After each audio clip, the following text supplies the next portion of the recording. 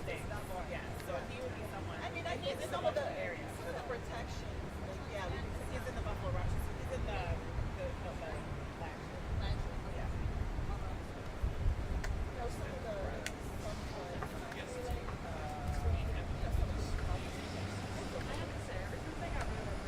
Yeah, absolutely. Yeah. We don't honestly in Washington. So some areas are good at that. Oh my god. So I don't know. if they said that to us.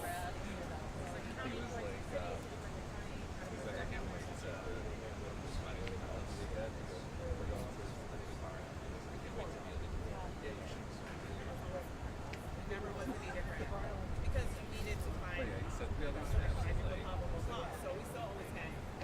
I know we would try to but if they want to, or my witness for why he got charged with a crime. Like I'll be at the gym.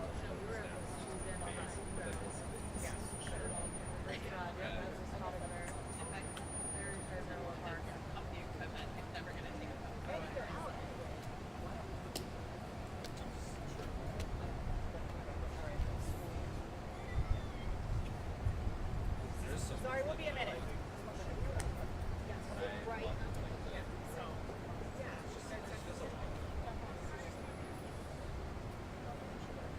I'm just trying to get changed.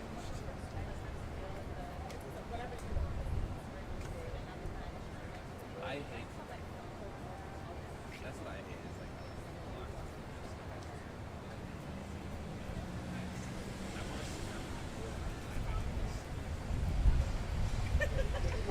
I'll just step back.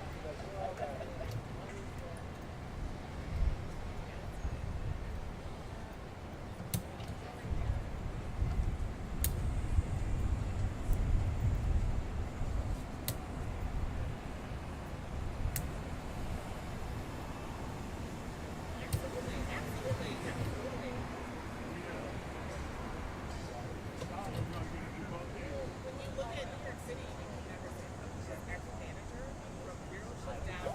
I know.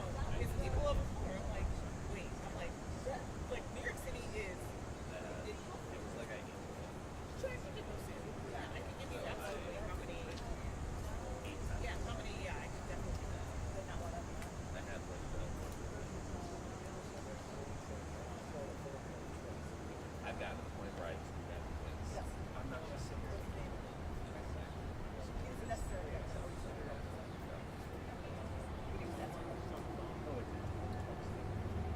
I did that and like that.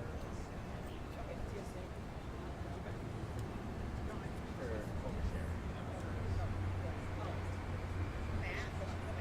I'd rather do that than just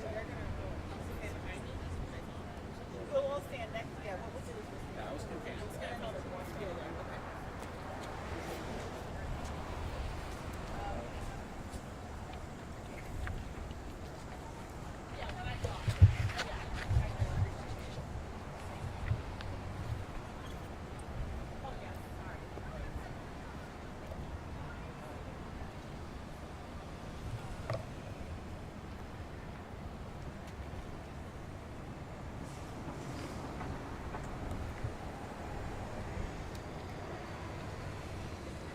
Matthew.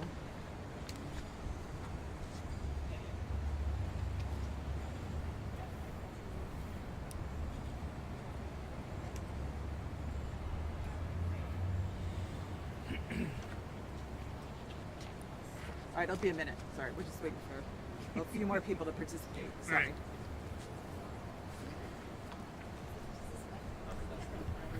Thanks for coming. Beautiful day. Got lots of press. Let me get a name.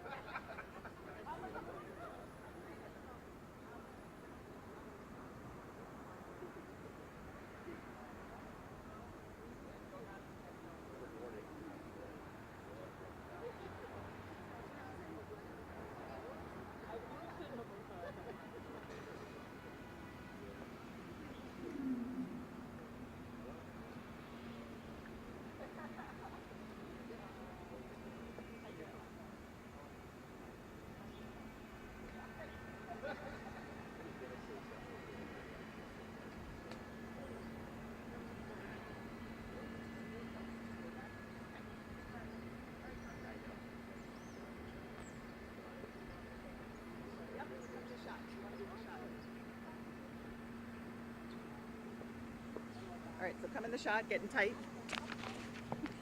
And then I think Matthew's coming up. Oh, Matthew? Yeah, Matthew said he'll come up, but he doesn't want to speak. Yeah, yeah. Speak. Okay, 3, 2, 1. Good afternoon. Thank you for coming on out here today. I want to thank PEF Secretary Treasurer Joe Donahue, PEF Parole Division 236 Leader Gina Lopez, and Parole Revocation Specialist Matthew Williams for joining me here today. We are standing here in front of the Erie County Courthouse to talk about a problem with our criminal justice system, and that is our state's parole revocation process. For those who don't know, parole is the process by which individuals who are convicted of crimes can apply to serve the remainder of their sentence in the community. It is a privilege granted to individuals who display good behavior in prison, and it comes with strings. In order to continue with this privilege, parolees must show that they can comply with the conditions of release. They must show their probation officers and parole officers and the public that they can lead a law-abiding life. Parole is a privilege. It is not a get-out-of-jail-free card. And the conditions imposed on release help to ensure the safety of the public and to help the newly released individual reintegrate back into the community. These rules, these supervision rules, may include maintaining employment, letting your parole officer know if you've been in contact with the police, abiding by curfew, refraining from drug use, attending mandatory mental health or drug counseling sessions, and so on. These rules are there to protect everyone, the parolee and the public. And it's the job of these fine professional parole officers to ensure that these rules are being followed. It benefits everyone if parolees succeed in maintaining a law-abiding life and becoming law-abiding members of our community. But unfortunately, in 2021, the legislature passed legislation called the Less is More Act that makes it harder for these officers to do their job in some instances.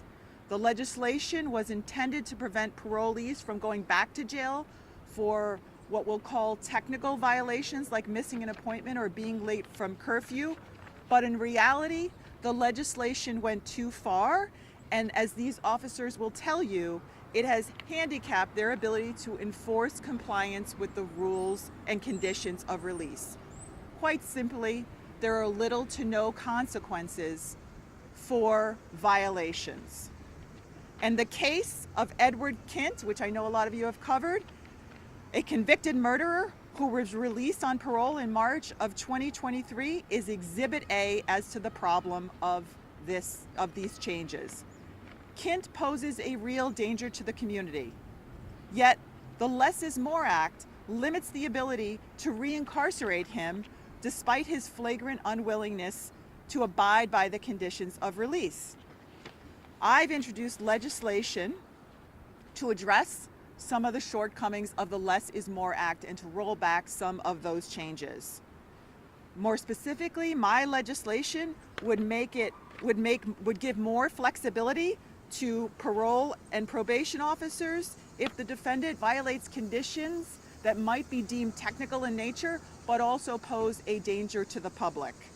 It would also increase penalties for absconding. Right now, if you abscond, if you leave without telling your probation officer where you're going and you go somewhere you're not supposed to go, as Edward Kint did, it's only 7 days if it's your first violation, up to 30 days if you've had many, many violations. That's ridiculous, and it defies common sense.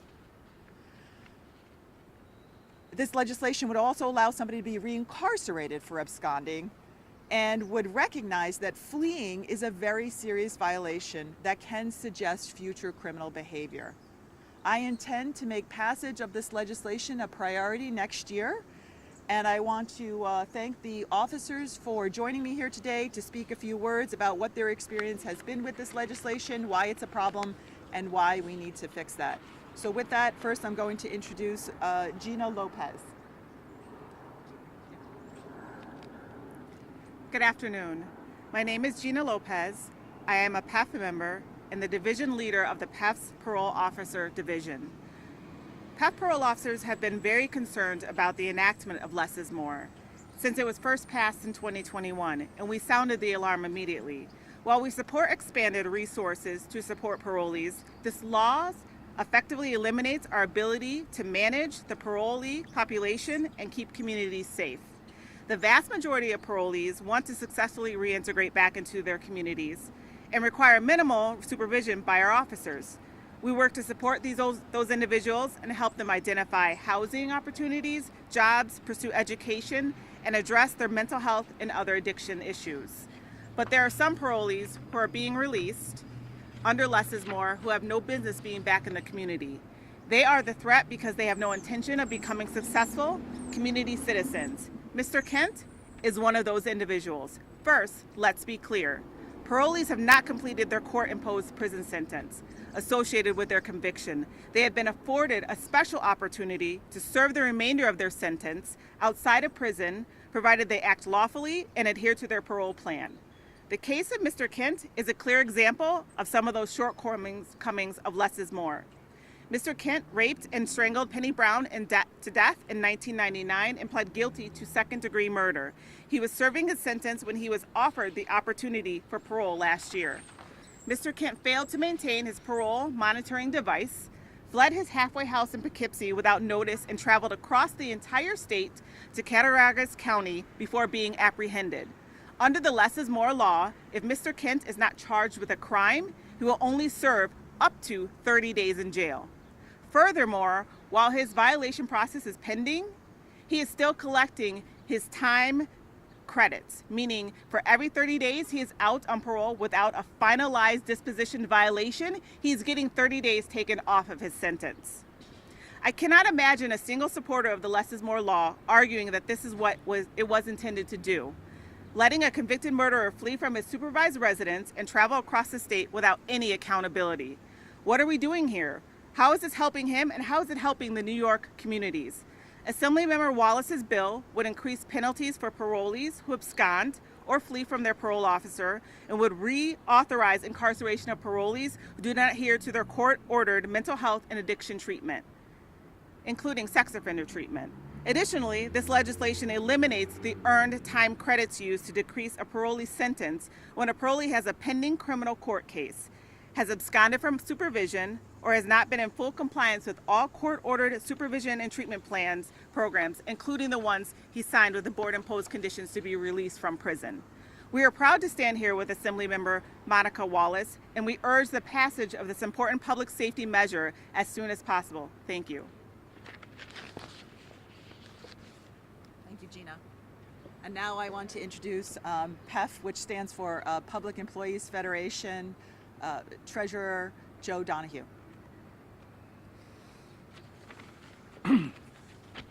Thank you, Assemblymember Wallace. Hi, my name is Joe Donahue, and I am the Secretary-Treasurer of the Public Employees Federation. PEF represents approximately 53,000 state employees in professional, scientific, and technical titles. Our members live and work all around the state of New York. Our members are the teachers, the nurses, the mental health specialists, and the addiction counselors for the incarcerated population for the Department of Corrections and Community Supervision. PEF also represents the state's parole officers, who provide oversight and support for the formerly incarcerated as they work to reintegrate successfully into the society.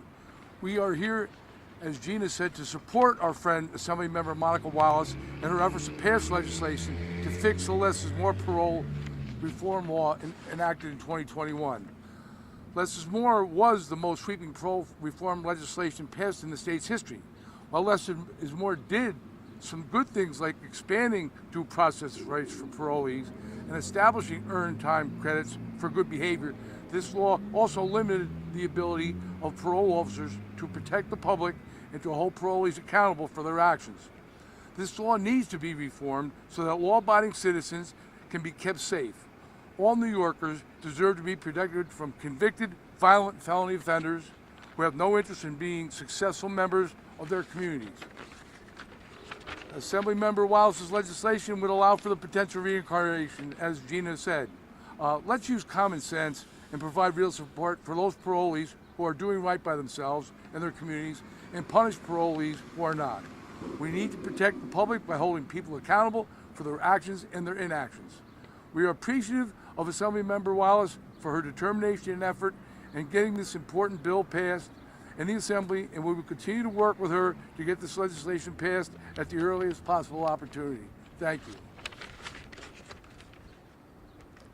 you. Thank you very much. And I guess we'll take questions if you have any. That's Assemblymember, have you been able to speak to the legislator who introduced this bill originally and see if you can work with them to help them understand your concerns? I mean, I know I was speaking with my colleagues in the Assembly when this legislation was being considered, and I argued against it, voted against it.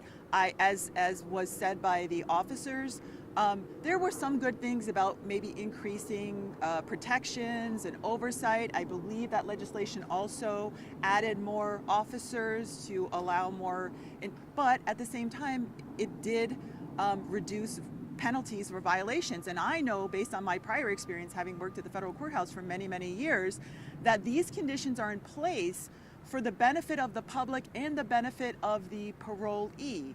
You know, these are conditions that we know, based on science, are going to lead to risky behavior and potential recriminalization. And that's the last thing the parolee or any of us want to happen. So it might be things like making sure you maintain employment, going to your required treatment sessions. All those things are going to keep you on the straight and narrow and prevent you from being reincarcerated, which is in what is in everybody's best interest.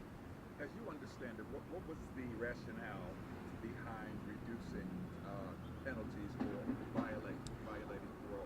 There was a perception, which I would suggest was a misperception, that individuals were being reincarcerated for minor technical violations.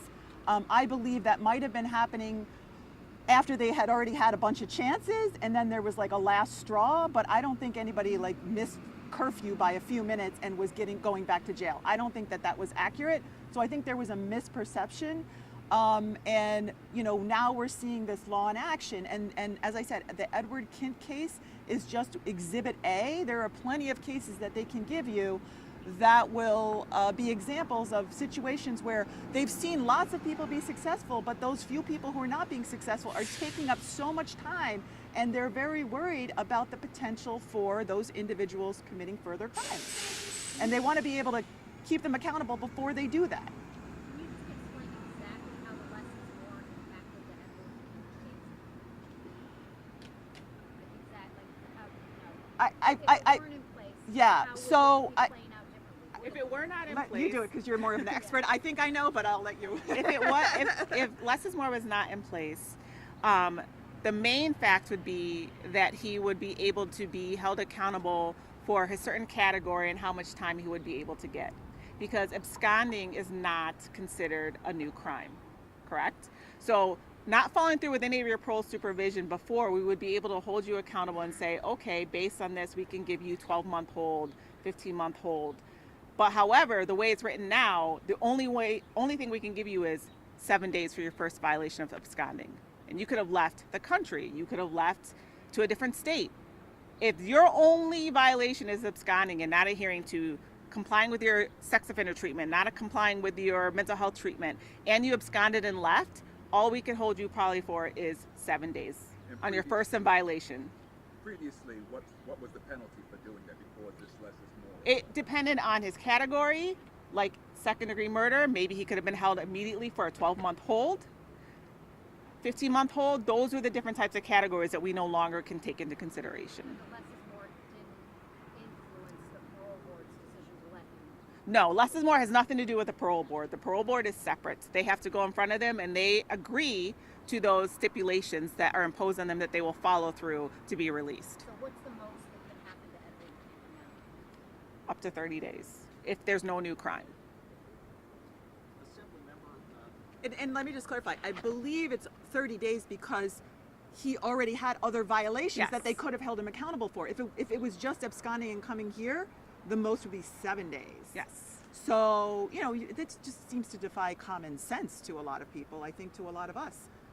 Yeah, I was going to say, you know, when we heard about bail reform, that's been discussed, you know, about how do you handle that. Kind of got into an upstate, downstate situation, quite frankly, a lot of times, because the concern was sometimes downstate lawmakers may not quite understand, or there's a bit of an ideological difference there. Do you have a concern about this situation where you're going to try to make some changes, roll back some things? You might run into some of that downstate opposition from your fellow lawmakers. I think it's more about really educating the lawmakers on what the consequences were. I think there's, I'm not sure if it's a geographic difference as much as some people are more influenced by advocates, we'll say. And I'm a lawmaker that likes to look at what the data says. And I think, and maybe really dive in and talk to the stakeholders about what they think will happen with this legislation. So I think it's more of an education, and I think once people are educated, there were some good things, but it went too far. And let me just be clear, the difference between bail reform and this is, these are individuals that have already been convicted of a crime, right? So bail reform was people who were just accused of a crime. This is somebody who's already been convicted. They have a privilege to be serving the rest of their sentence in the community, and that privilege comes with conditions. And if they cannot follow those conditions, they have no business being out in the community. So what's your remedy to correct this? Any specifics? I have a bill. We can get you the specifics on the bill, if you'd like that. So the bill, as we said before, would increase the penalties for absconding, allow reincarceration for absconding. It would, there were a lot of things called technical violations that you're not allowed to really violate somebody or put them back in jail for. I think there are some technical violations that might seem, that might be defined as technical, but are really in the best interest and could, if the violation or the pattern of violations of those suggests maybe a danger to the community. So it would really just give more discretion to these professionals. These are professionals to be able to do their jobs the way that they're trained to do. Would you also agree some members of the Cattaraugus County Legislature have also called upon the governor to look overall at the parole system, the parole board? Their concern is that sometimes they are perhaps allowing individuals to get this privilege, as you put it, of release type program. I don't know, how do you feel about that? I think the biggest problem with the parole board is that they're overworked. There's too many cases per parole officer, and they're not at a full complement. My understanding is there's supposed to be 19 members, and they right now only have about 16 members. And I think each one of them has about 500 or more cases. So being able to really do a deep dive on those cases requires there be more individuals to help with that process. That's one of but I certainly would be open to looking at, as these officers have said, there's people who have gotten out who deserve to get out, right? It just should be a fair process. And in order for it to be fair, we need to be able to let these parole board members do their job in the way we expect them to do it, and not, have them be so overworked they're just sort of rubber stamping things one way or another. This has been introduced, correct? Yes, actually, it was introduced back in 2021, after the less is more legislation was passed. But in light of recent events, I think it's clear that we should be prioritizing this. And you can give us like the number. Yep, certainly can. Yes. Spell your first name. Mine? Yeah. Gina, G-I-N-A. Oh, sorry. Gina, G-I-N-A, Lopez, L-O-P-E-Z.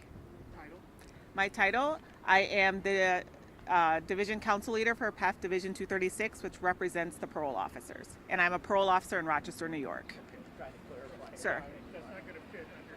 Sorry. Can I get your name and spelling, please, sir? Joe Donahue, D-O-N-A-H-U-E. I'm the Secretary Treasurer of the Public Employees Federation. Thanks, guys. Thank you. I was thinking we were going to break out with a little sports talk or something. Thank you. Go Bills. We like to handle our press conferences with that. You're gonna rip on me with the Chiefs? Well, no, I'm from the Albany area, but I catch on Spectrum 1, and I see your sports talk. Yeah. All right. Thank you. Thank you. Thank you. Thanks. Yes, Great too. job. Yeah, Great yeah, job. thank You got all your points. Yeah. Hey, thanks. I really am like, this is crazy.